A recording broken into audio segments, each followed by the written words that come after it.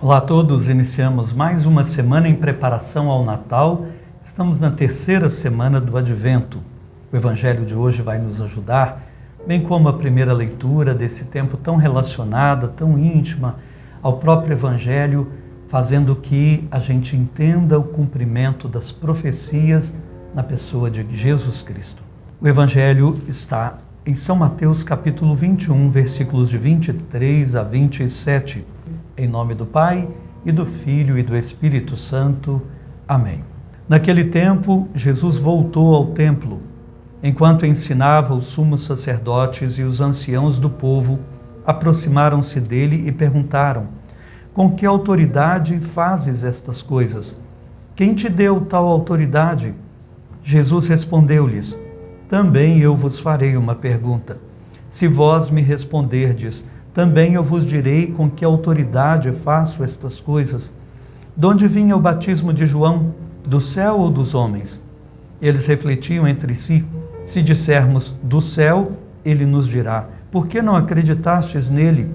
Se dissermos dos homens, temos medo do povo, pois todos têm João Batista na conta de profeta.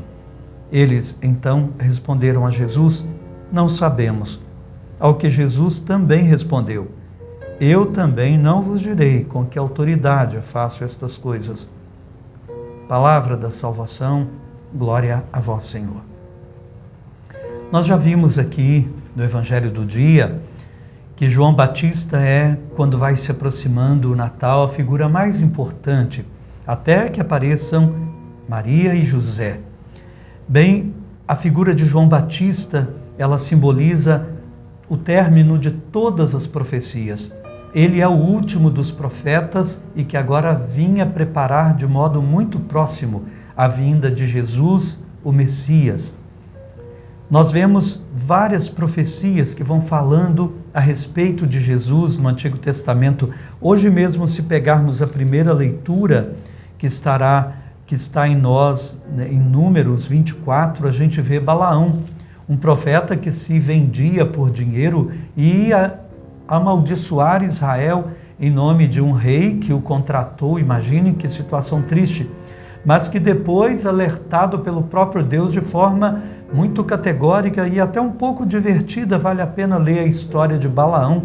Ele acabará abençoando Israel e na presença deste rei que queria a destruição de Israel, ele vai dizer: mas eu não posso amaldiçoar, eu vejo as tendas de Israel, quão belas são as tuas tendas, Israel. Eu vejo que em Israel surge uma estrela desponta em Jacó. Ele estava antevendo, sem saber, a própria figura de Jesus.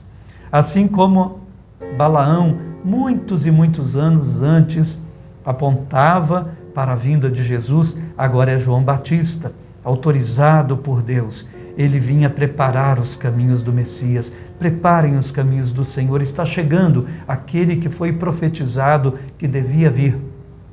Mas a gente vê que há, da parte de alguns, sobretudo líderes religiosos, uma má vontade em relação a João Batista.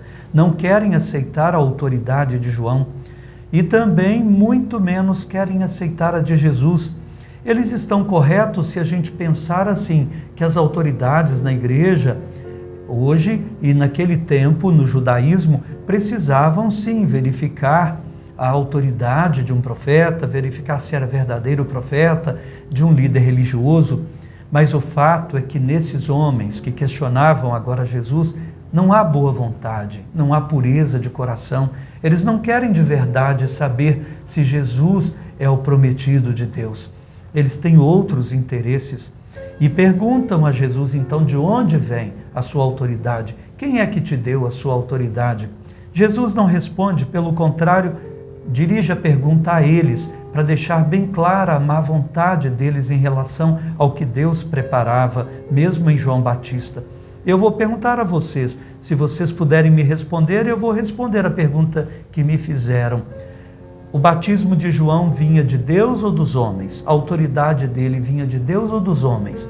E eles ficaram numa espécie assim de sinuca, de bico, quer dizer, sem saída, porque se respondessem que vinha de Deus, eles não acolheram João Batista. Então estariam contra o próprio Deus. Mas se dissessem que vinha dos homens, eles tinham medo do povo.